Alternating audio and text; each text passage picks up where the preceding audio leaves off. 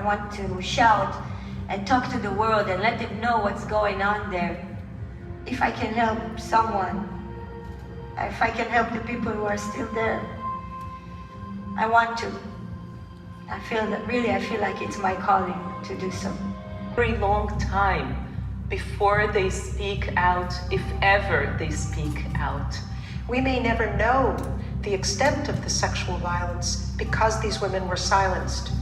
So every one of us, women and men, must speak up for these women and say, we will bear your story, we will bear witness for you.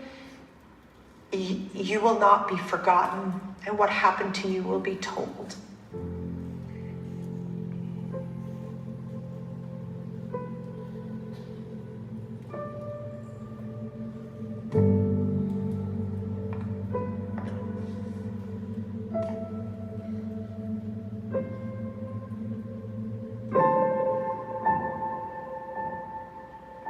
Maybe everything I've done has led to this moment.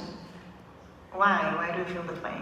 You know, I've spent a lot of time in my life advocating for women, and it felt like this was a moment where we needed to be really honest and direct about what happened. Rape is never acceptable.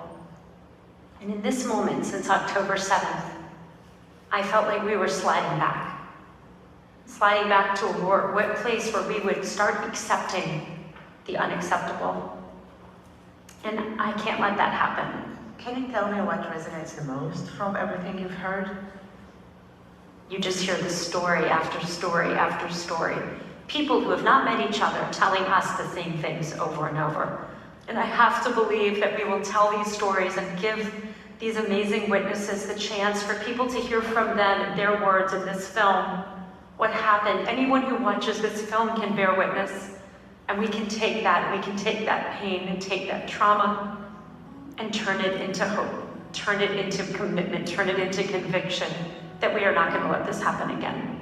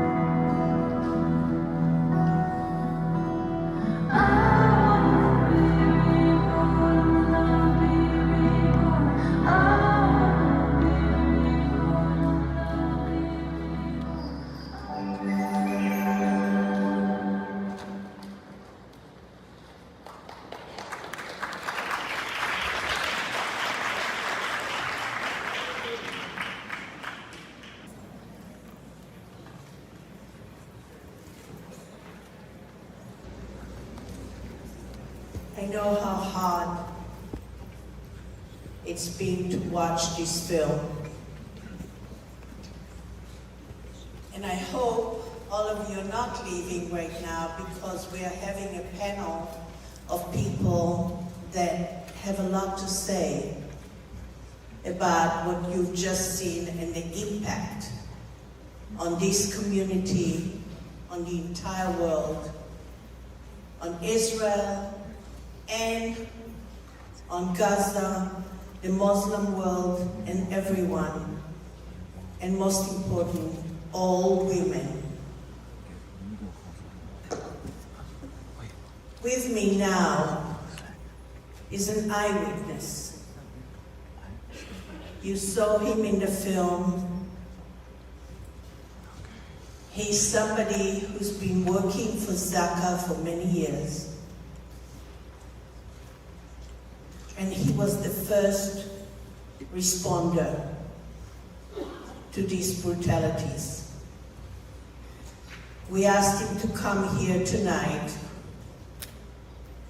to speak to you and to tell you why this moment is so important to him, and why is it important to tell everyone what he really saw. This is somebody who's dedicated 30 years of his life to rescuing, and even he was silenced with such shock at what he saw and what he experienced. Please welcome Simcha Gunnerman.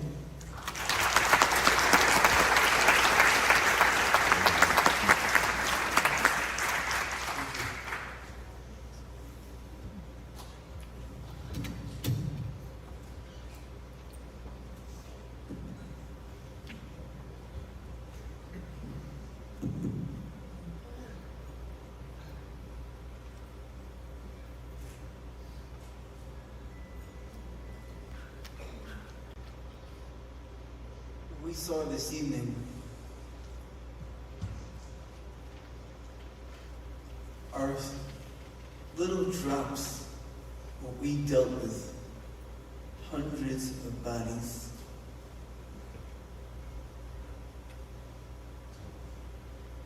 Understanding what these women went through, moments of horrific situation, of minutes of life.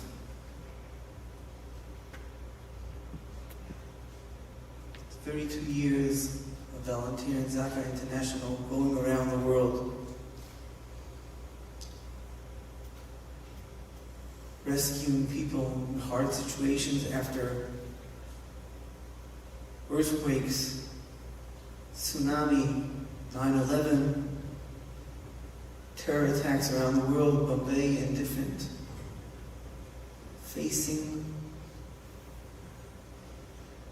so many bodies naked. It's something that you cannot imagine. You're not prepared for a situation like this in your life.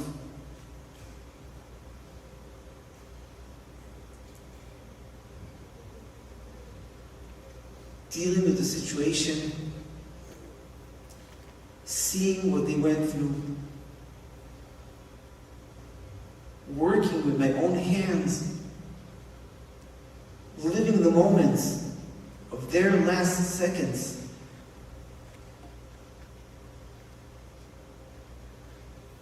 I am the testimony.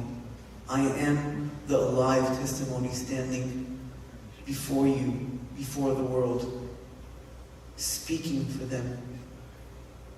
I am the number after this Holocaust.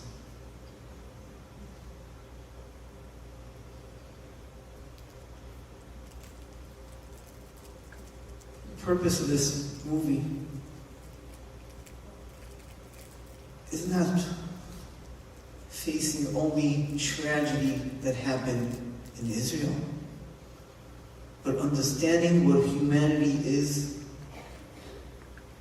All these people around the world are suffering, of abuses, of sexual women, of different places around the world. This is for sure something that has to stop. Does not mean, it doesn't make any difference of the culture of the person that we're facing or we're dealing with, but the understanding what humanity is. Every person is God's creation. Every human that lives in this world is God's creation. It does not make a difference your culture. It does not make a difference who you are.